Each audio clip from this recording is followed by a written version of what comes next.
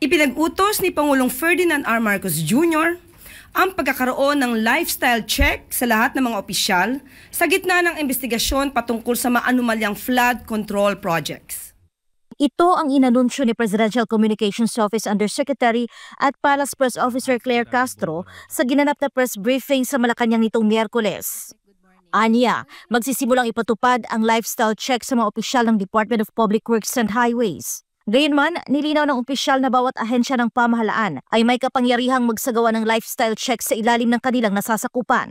Nang tanungin kung paano masisiguro ang independensya ng investigasyon, lalo't ang mga ahensyang iimbestigahan ay siya ring magsasagawa nito, sagot ni Castro. Asahan po natin dapat at bigyan po din natin sila ng karampatang tiwala. At kapag pinakita din tayong anomalya sa kanilang pag-iimbestiga, magiging questionable rin po ang kanilang pagtatrabaho at malamang masama rin sila sa pag-iimbestiga. Binigyang diin niya na ang isinasagawang aksyon ng Pangulo ay hudyat na rin para sa iba pang ahensya ng pamahalaan gaya ng Commission on Audit, Bureau of Internal Revenue, Bureau of Customs at mga lokal na pamahalaan na magsagawa ng investigasyon. Tiniyak din ng opisyal ng palasyo na ang investigasyong ito ay malawakan at non-partisan. Iginiit pa ni Castro na tiyak na sasampahan ng kaso ang sinumang mapapatunayang sangkot, maging ito man ay opisyal, kontratista o politiko.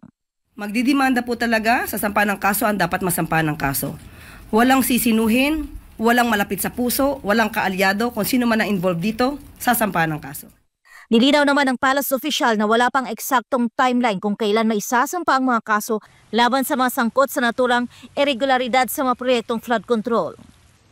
Samantala, kaugnay ng mga espekulasyon tungkol sa posibleng pananagutan ni DPWH Secretary Manuel Bonoan, sinabi ni Castro na wala pang indikasyon ng anumang pagbabago sa tiwala ng Pangulo sa kalihim. Sa ngayon, wala naman pong nababanggit na anuman ng Pangulo. So kung meron man magiging aksyon patungkol kay Secretary Bonoan, hintayin na lamang po natin. So as of the moment, nandiyan pa rin po ang trust niya.